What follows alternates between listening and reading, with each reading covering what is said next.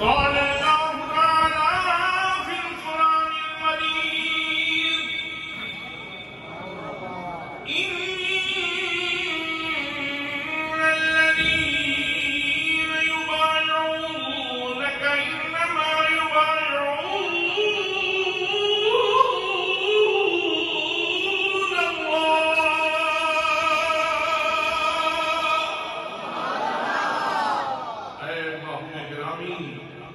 جن لوگوں نے تیرے ہاتھ میں ہاتھ دیا ہے انہوں نے تیرے ہاتھ میں ہاتھ نہیں دیا، انہوں نے میرے ہاتھ میں ہاتھ دیا۔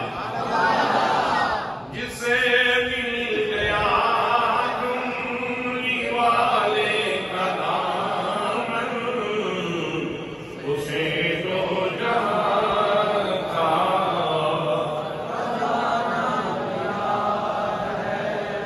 قال رسول اللہ صلی اللہ علیہ وسلم اصحابی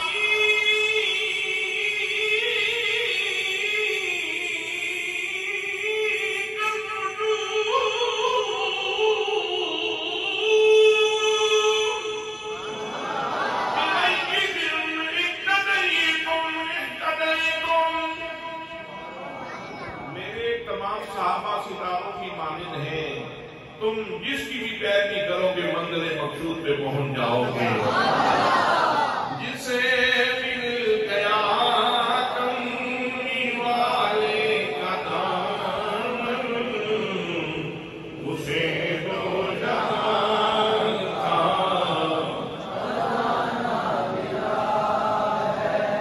قال رسول اللہ صلی اللہ ابو بکر و عمر سیدہ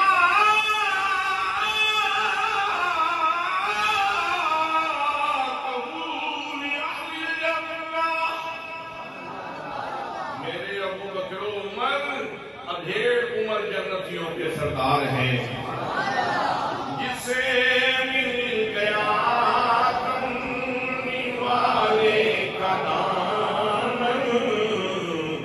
اسے دو جہاں کا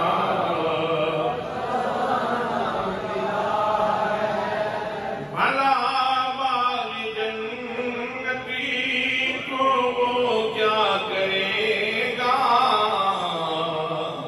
مدینے میں جس کو ٹھکانہ نمازی پڑھی جا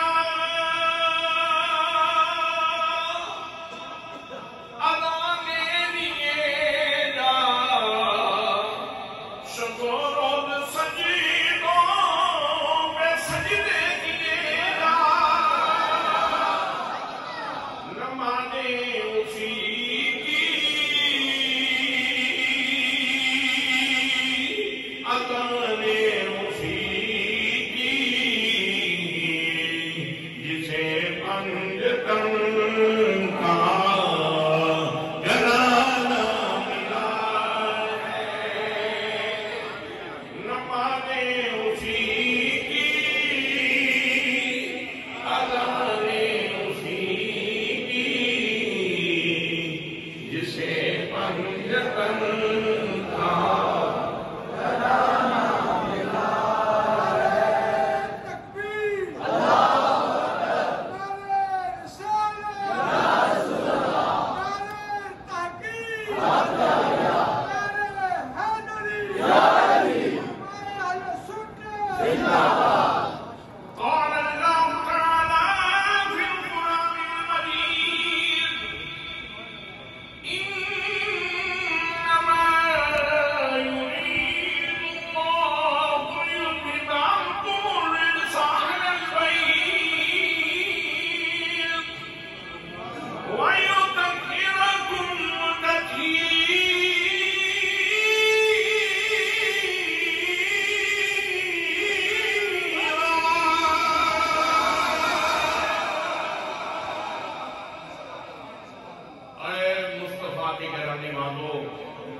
اللہ کریم نے ارادہ فرما رکھا ہے کہ تمہیں حق اجازت سے دور رکھے اور تمہیں ہمیشہ پاکیزگی کے گلستان میں آباد رکھے۔ نمازیں اسی کی اذانیں اسی کی، جسے مصطفیٰ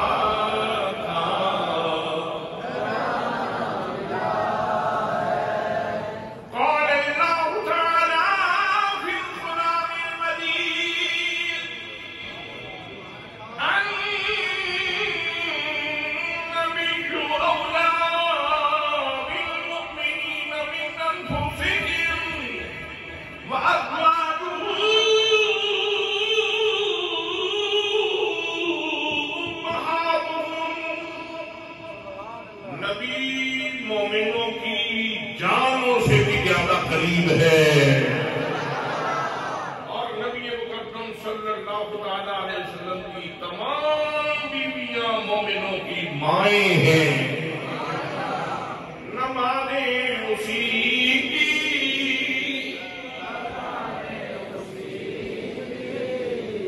جسے مصطفیٰ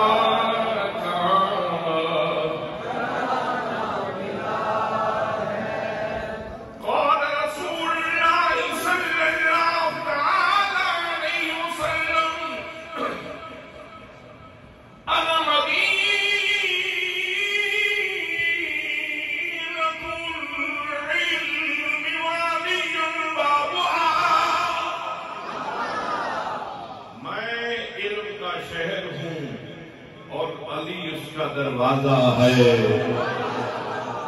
نمازیں اسی کی، اذانیں اسی کی،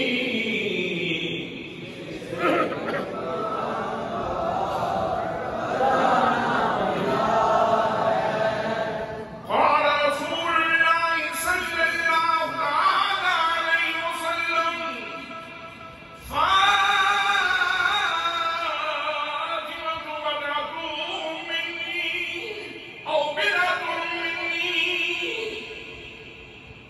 جہانی رنگوں کے باسیوں، کان کھول کے سن لو، فاطمہ میرے جگر کا ٹکڑا ہے،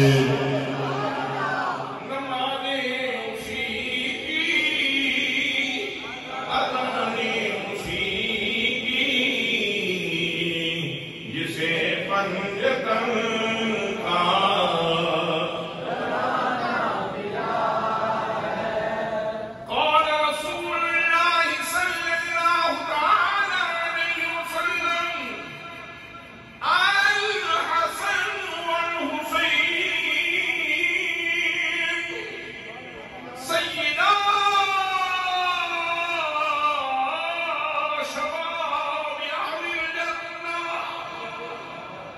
میرے حسن حسین جنتی نوجوانوں کے سردار ہیں،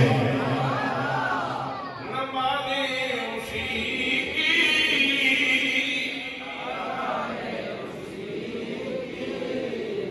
جسے پنجتن کا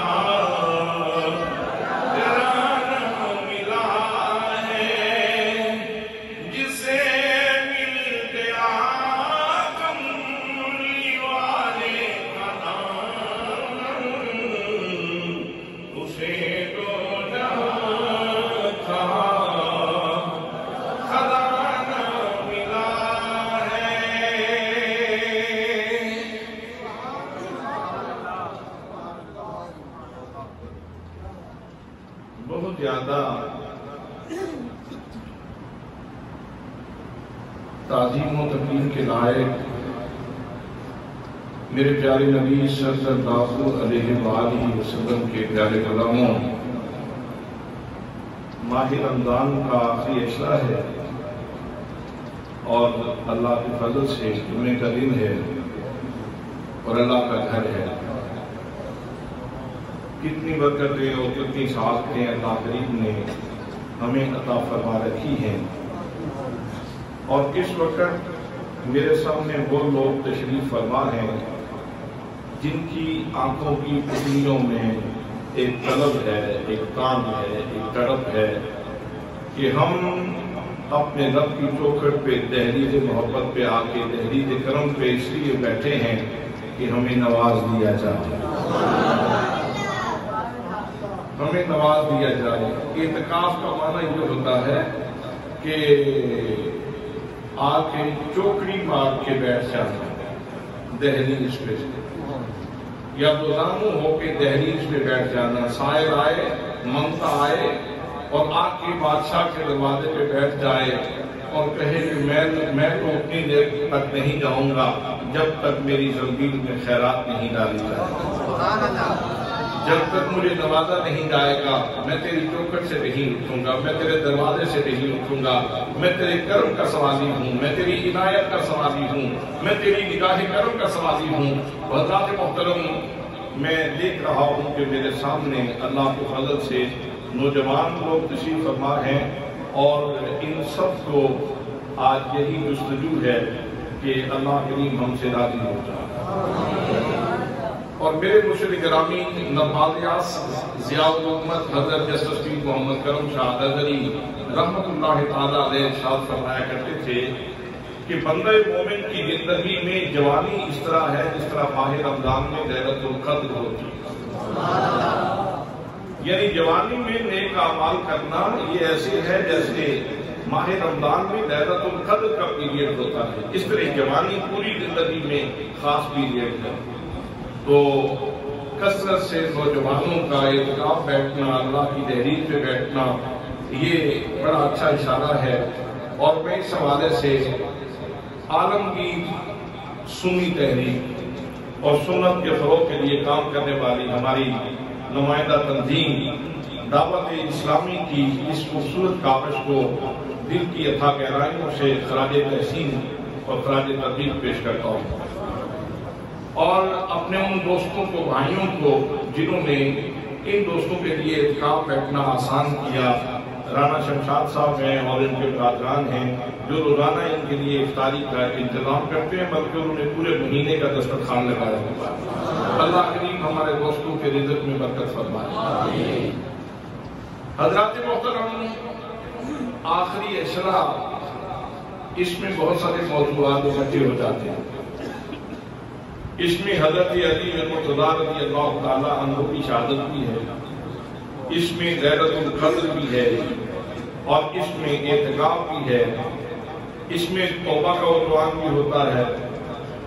عناوین بہت زیادہ ہیں اور وقت انتہائی مختصر ہے، تو اس انتہائی مختصر وقت میں آج کی اس نشست میں آپ کے سامنے لیلۃ القدر کے حوالے سے ہی عرض کروں گا، اس لیے کہ پورا ساتھ ہم حضرت علی المرتضیٰ کے فضائل اور مناقب بیان کرتے رہتے ہیں، اس لیے کہ وہ اہل نظر کی آنکھ کا تارا علی علی، اہل وفا کے دل کا سہارا علی علی، اعظم یہ مغفرت کی سند ہے ہمارے پاس کہ ہم ہیں علی کے اور ہمارا علی علی۔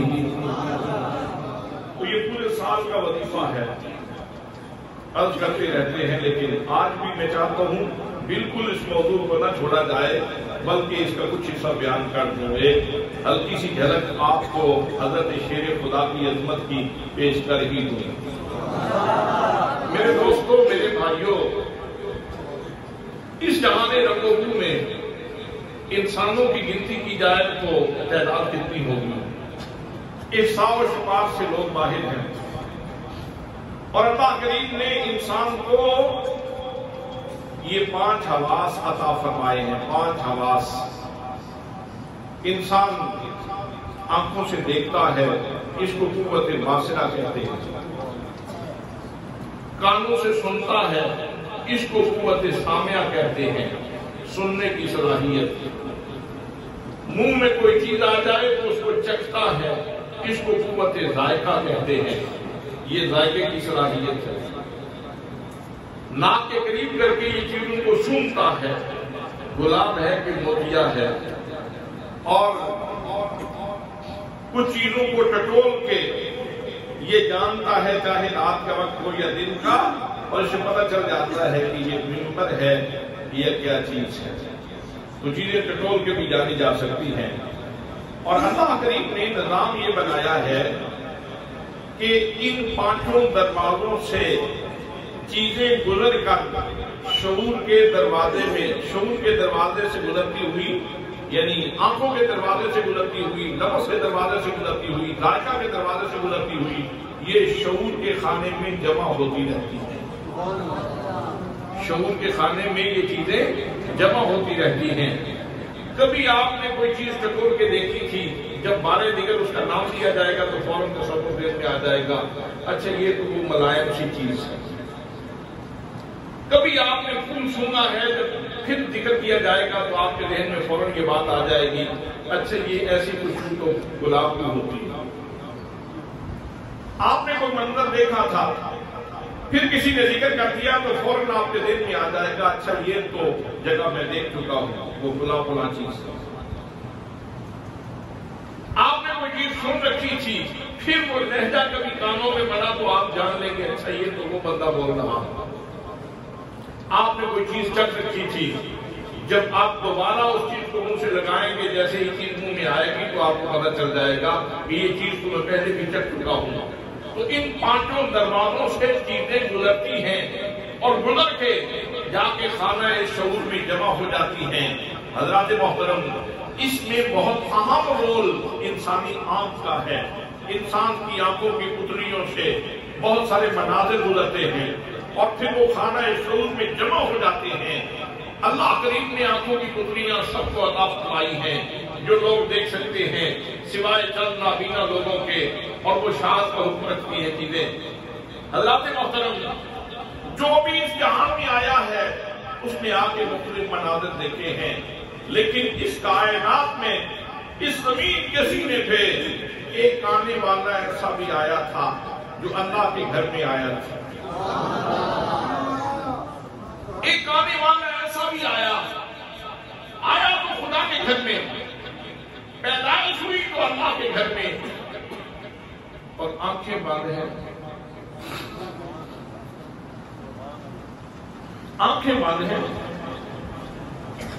گھر والے بچے کو دیکھ کے خوش ہوتے ہیں، آنکھوں کی بندش کو دیکھ کے پریشان ہوتے ہیں۔ بیٹا تو بہت خوبصورت ہے، رخسار تو بڑے خوبصورت ہیں، قد و قامت تو بڑے اچھے ہیں، لیکن بیٹا آنکھ نہیں کھول رہا، بیٹا آنکھ نہیں کھول رہا۔ جناب ابو طالب پریشان ہیں، حضرت فاطمہ بنت اسد پریشان ہیں، آپ کی والدہ ماجدہ۔ تو نبی مکرم صلی اللہ تعالیٰ علیہ وسلم تشریف لے آئے۔ میرے آقا کریم صلی اللہ تعالیٰ علیہ وسلم نے آ کے آپ کی اپنی جان کو مبارکباد پیش کی۔ چچی جان آپ کو مبارک ہو، یہ جو نور نظر تمہیں ملا ہے، یہ جو دل کا سکون تمہیں ملا ہے، میں اس پہ مبارکباد پیش کرتا ہوں۔ حضرت فاطمہ بنت اسد کہنے لگی، میرے پیارے محمد، اللہ نے بیٹا تو دیا ہے، لیکن لگتا ایسے ہے جیسے آنکھوں سے معلوم ہے آنکھیں نہیں کھول رہا۔ نبی مکرم صلی اللہ تعالیٰ علیہ وسلم فرماتے ہیں، چچی جان ذرا میری حوالے کرو، ذرا میری گود میں اس کو دو۔ نبی مکرم صلی اللہ تعالیٰ علیہ وسلم نے ہاتھ دراز کیے، جناب فاطمہ بنت اسد نے علی المطلع کو مصطفیٰ کریم صلی اللہ تعالیٰ علیہ وسلم کے ہاتھوں پہ رکھا۔ جیسے ہی جناب علی المطلع نے میرے نبی کے ہاتھوں کا لمس محسوس کیا، علی المطلع نے فوراً آنکھوں کا دروازہ کھول دیا۔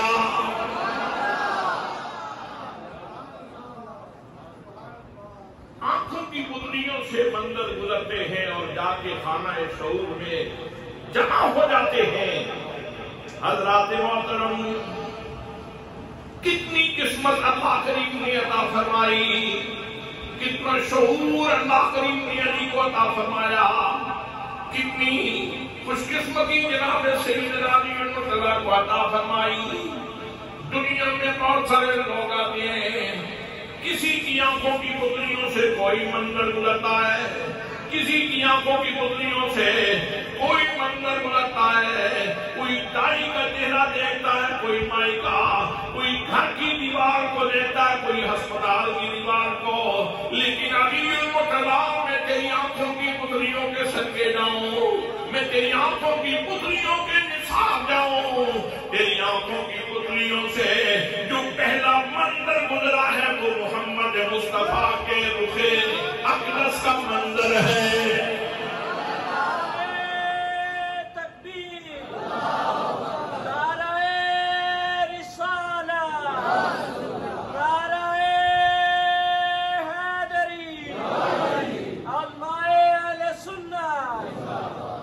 اور اس کو یوں بھی بیان کیا جا سکتا ہے، اگر پوری دنیا کے لوگوں کے ذہنوں کا تجزیہ کیا جائے اور جائزہ لیا جائے کہ کس کی آنکھ میں پہلا منظر کون سا تھا، تو ایک علی المطلع رضی اللہ تعالیٰ عنہ آپ کو ملیں گے کہ جن کے خانہ شعور میں جو پہلی تصویر سجی ہے اکرم صلی اللہ علیہ وسلم کی تصویر ہے. یہ کیوں کہہ دیجئے لوگوں نے مختلف نظاروں سے اپنی آنکھوں کا افتتاح کیا، لیکن ایک علی المرتضیٰ رضی اللہ تعالیٰ عنہ کی ذات گرامی ہے جنہوں نے آنکھوں کو بند رکھا، جنہوں نے آنکھیں اس وقت کھولی جب مصطفیٰ کریم صلی اللہ علیہ وسلم سامنے آئے. کوئی علی نے کہہ دیا اپنے عمل سے ہم اپنی آنکھوں کا افتتاح کریں گے تو روح محمد مصطفیٰ سے کریں گے. سبحان اللہ سبحان اللہ سبحان اللہ. حضرات محترم، جناب سیدنا علی المرتضیٰ رضی اللہ تعالیٰ عنہ وہ پاکیزہ سرشت انسان ہیں کہ جن کی آنکھوں کو یہ وقار اور یہ افتخار حاصل ہے کہ ان کی آنکھوں کی پتلیوں سے جو پہلا منظر گزرا ہے وہ محمد مصطفیٰ کا چہرہ ہے. اور مجھے بتائیے اللہ کی کائنات میں سب سے حسین چیز کون سی ہے؟ اللہ کی کائنات میں سب سے حسین چیز کون سی ہے؟ اعلیٰ حضرت سے پوچھ لیتے ہیں. فرماتے ہیں وہ کمال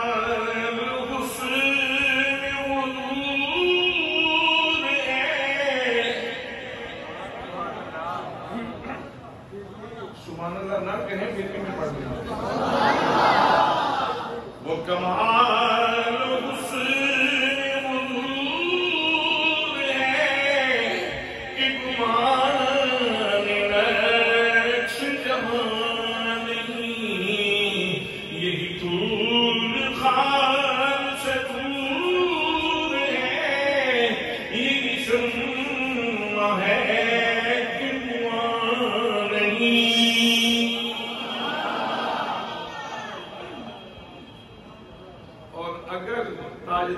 تاجدار گولڈا کی زبان میں اس کو سمجھنے کی کوشش کی جا رہی ہے. تو وہ فرماتے ہیں مکھ چند بدل،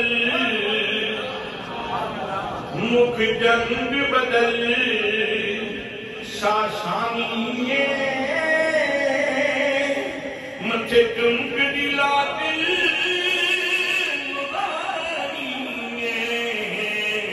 کالی لطف کی اکھیں مستانی کالی لطف کی اکھیں مستانی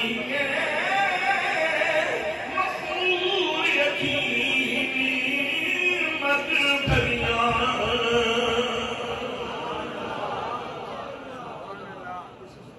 ایک دفعہ دیکھ لیا تو پھر تانگ میں ہی رہے، طلب میں ہی رہے. اور جیسے آپ تانگ طلب میں بیٹھے ہیں نا، حضرات کو نہ سنتے ہوئے اس شوق میں کہ کاش حضور کا جلوہ نظر آ جائے. حضرت پیر میرے شاہ صاحب رحمۃ اللہ تعالیٰ نے فرماتے ہیں لو مکتم خطت برد یمن من پاوی سلط دکھاؤ سجن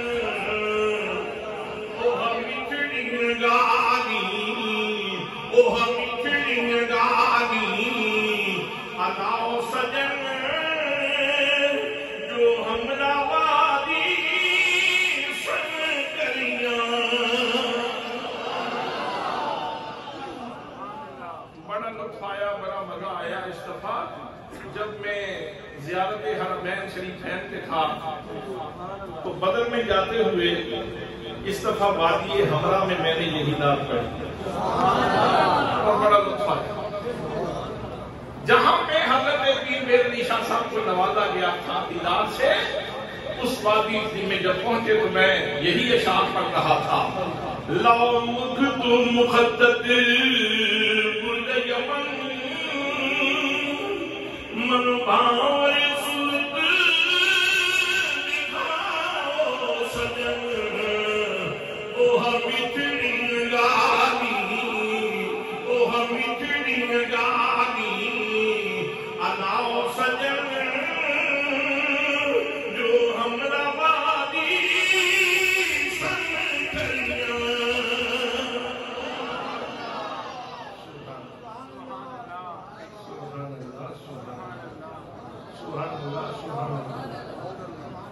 تو حضرت شیر خدا کی آنکھوں کو داد دیجیے، قربان ہو جائیے علی کی آنکھوں کی پتلیوں پہ، جنہوں نے پہلا منظر جو محفوظ کیا خانہ شعور میں، اپنی آنکھوں کی پتلیوں کا دروازہ کھولا تو محمد مصطفیٰ کے جلوے کے لیے کھولا، اور اپنی آنکھوں کا افتتاح کیا تو نبی پاک صلی اللہ علیہ وسلم کے جلووں سے کیا۔ سبحان اللہ۔ یہ تو آنکھ کی اور شعور کی اور لمس کی بات میں نے آپ کی خدمت میں عرض کی۔ علی کو ایک شرف اور بھی حاصل ہے، میرے آقا نے فرمایا علی کرم اللہ وجہہ کا۔ ایک کافر کے ساتھ مٹ بھیڑ ہو گئی تھی کسی جنگ میں، اس نے جناب سیدنا علی المرتضیٰ سے کہہ دیا سمد اللہ وجہہ کا، اللہ تیرے چہرے کو کالا کرے۔ اللہ کی محترم یہ دشمن کی بولی ہے۔ محمد کریم صلی اللہ علیہ وسلم نے سنا تو میرے آقا نے ارشاد فرمایا یا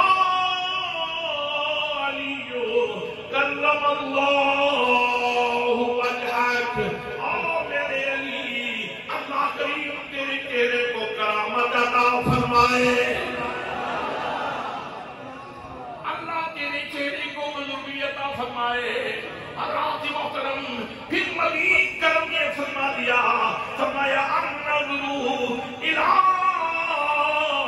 وجہ علی عبادت، فرمایا لوگوں سن لو، جیسے سجدہ کرنا عبادت ہے، جیسے رکوع کرنا عبادت ہے، جیسے روزہ رکھنا عبادت ہے، جیسے حج کرنا عبادت ہے، جیسے کعبہ اللہ کا طواف کرنا عبادت ہے، جیسے کعبہ کے پھیرے لگانا یہ عبادت ہے، ایسے ہی میرے علی کے چہرے کو دیکھنا بھی عبادت ہے۔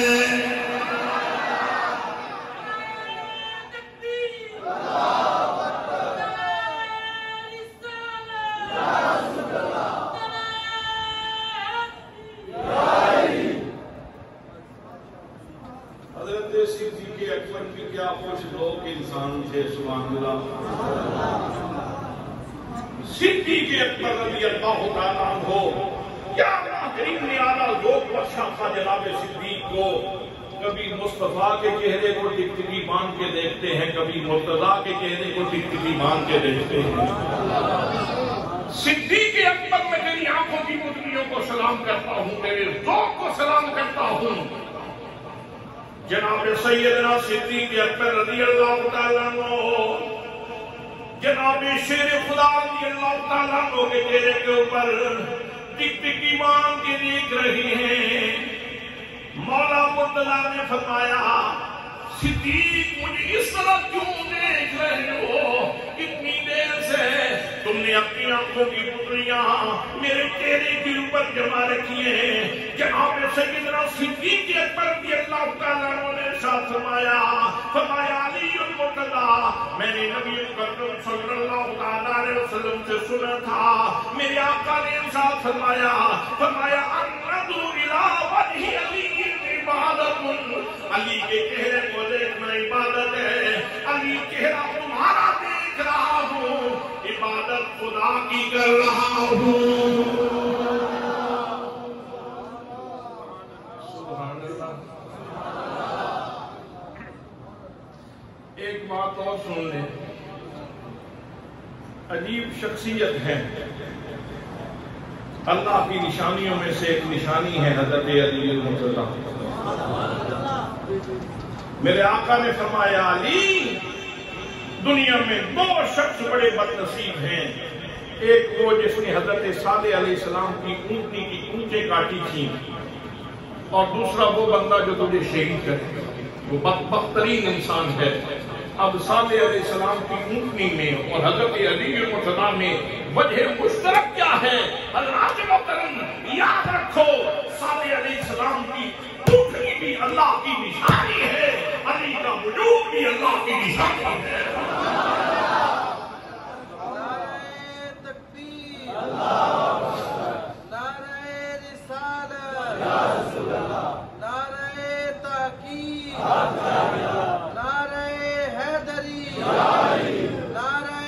حیدری، نعرہ حیدری، نعرہ غوثیہ، علماء اہل سنت۔ پورے جہان میں قاعدہ یہ ہے، گرمیاں آتی ہیں تو سویٹر اتر جاتے ہیں، کوٹ سیال کوٹ اس سے بھی آگے چلے جاتے ہیں، اور سردیاں آئیں تو ہر گھر میں سیال آیا تو کوٹ آیا، جیسے سیال آیا تو کوٹ آ گیا، اور جب گرمیاں آ گئیں تو کوٹ ادھر گیا، کہیں سیال کوٹ سے بھی دور چلا گیا۔ گرمیوں میں لوگ پتلے کپڑے پہنتے ہیں اور سردیوں میں لوگ گرم موٹے کپڑے پہنتے ہیں۔ جناب شیخ خدا رضی اللہ تعالیٰ عنہ کی کیفیت یہ ہے کہ گرمیوں میں آپ موٹے کپڑے پہنتے ہیں، سردیوں میں پتلے کپڑے پہنتے ہیں۔ کسی نے پوچھ لیا جناب شیخ خدا یہ کیا ماجرا ہے، آپ گرمیوں میں موٹے کپڑے پہنتے ہو اور سردیوں میں پتلے کپڑے پہنتے ہو؟ تو حضرت علی مرتضیٰ نے رات فاش کر دیا، فرمایا اور سننے والے سن، میرے نبی مکرم صلی اللہ تعالیٰ علیہ وسلم نے ایک موقع میں میرے لیے دعا کی تھی، اللہم اغفر الحر والبرد، یا اللہ میرے علی کے لیے اس کی گرمی کے لیے بھی تو کافی ہو جا اور اس کی سردی کے لیے بھی تو کافی ہو جا۔ اب مجھے ضرورت ہی نہیں پڑتی، اس سردیوں گرمیوں کے تکلف کی ضرورت ہی نہیں پڑتی۔ حضرات میرے جسم کی حفاظت کرتا ہے لباس، آپ کے جسم کی حفاظت کرتا ہے لباس، زید کے جسم کی حفاظت لباس کرتا ہے، بکر کے جسم کی حفاظت لباس کرتا ہے، بلکہ چھوڑے اس جہاں سے نکلے جناب صدیق اکبر کے جسم کی حفاظت لباس کرتا ہے، جناب فاروق کے جسم کی حفاظت لباس کرتا ہے، جناب عثمان غنی کی جسم کی حفاظت لباس کرتا ہے، جناب بلال کے جسم کی حفاظت لباس کرتا ہے، جناب ابو ہریرہ کی جسم کی لباس حفاظت کرتا ہے، لیکن ایک عظیم ہستی ہے کہ جس کے جسم کی حفاظت نبی مکرم صلی اللہ علیہ وسلم کی دعا کرتی ہے۔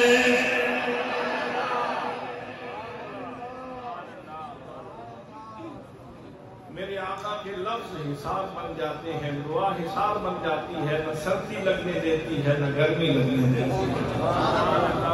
یار ایک تو سبحان اللہ آپ اتنے زور سے کہتے ہیں، پلیز بول جاتی ہے، ایک دفعہ پھر کہیں سبحان اللہ۔ یعنی ویسے بھی بے نیازی اللہ نے ان کو بخشی تھی سامان دنیا سے، سامان دنیا سے مجموعی طور پر مزاج ویسے ہی بے غرض تھا، تو مزید یہ بے نیازی عطا فرما دی، نہ گرمی کا تکلف کرنا پڑے نہ سردی کا تکلف کرنا پڑے۔ سبحان اللہ۔ تو حضرات آخر میں اس موضوع کو اس بات پہ ختم کرتے ہیں، اہل نجر کی آنکھ کا تارا علی علی، اہل نجر کی آنکھ کا تارا علی علی۔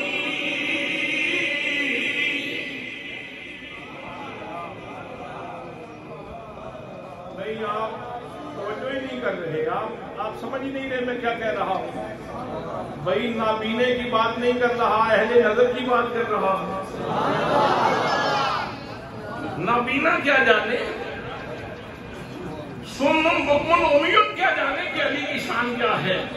اہل نظر کی آنکھ کا تارا علی علی، اہل نظر کی آنکھ کا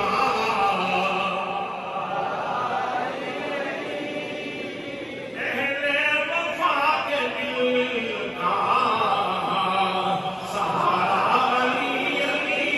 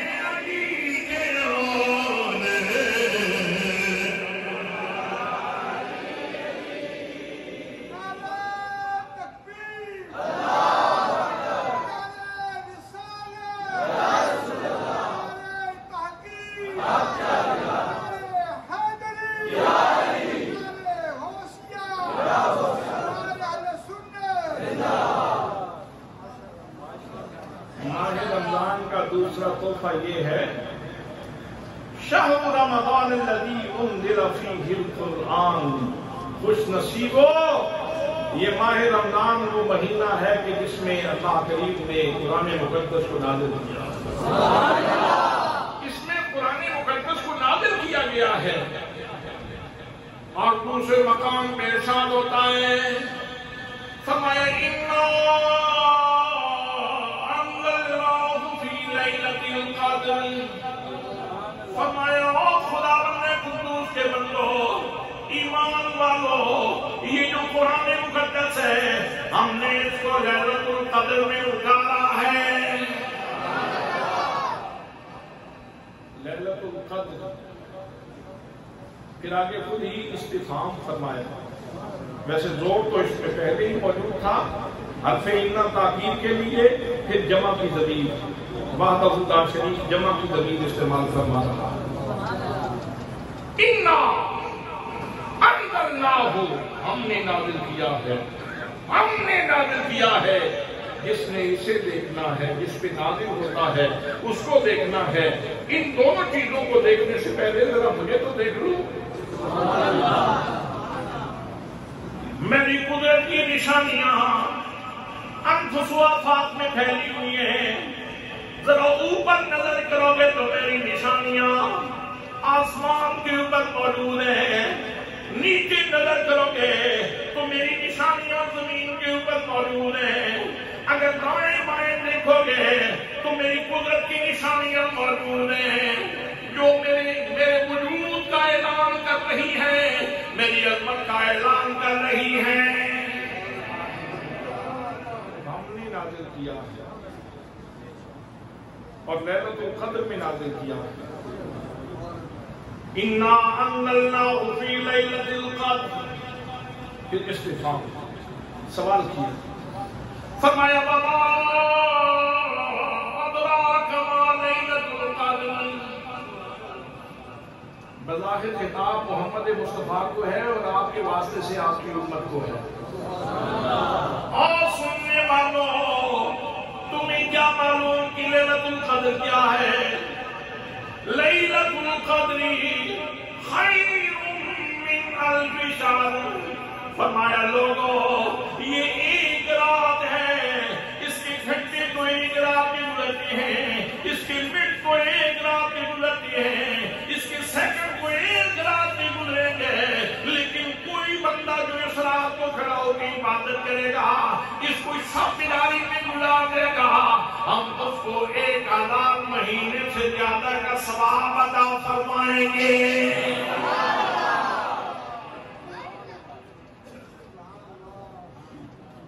علماء نے کہا کہ اسے لیلۃ القدر کیوں کہتے ہیں؟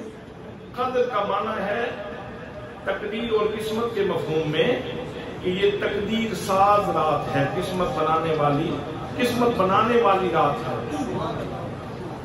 یہ قسمت بنانے والی رات ہے، اس لیے کہ اس میں قرآن مقدس نازل ہوا ہے۔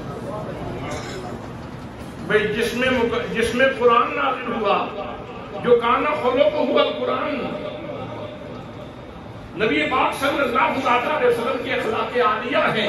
حضرت سیدہ عائشہ صدیقہ کی نظر میں قرآن نبی کے اخلاق کا نام ہے۔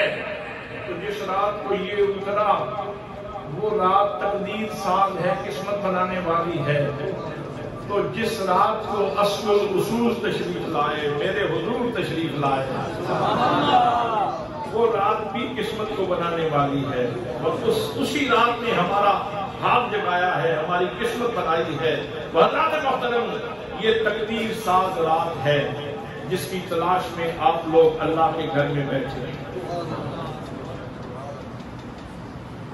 دوسرا معنی یہ ہے کہ قدر و منزلت والی، کہ یہ رات قدر و منزلت والی ہے، اس میں اللہ کریم نے قدر والی کتاب، قدر والے نبی کے اوپر، قدر والے فرشتے کے ذریعے، جناب جبریل امین کے ذریعے، قدر والے مہینے میں، قدر والی رات میں اتارا ہے۔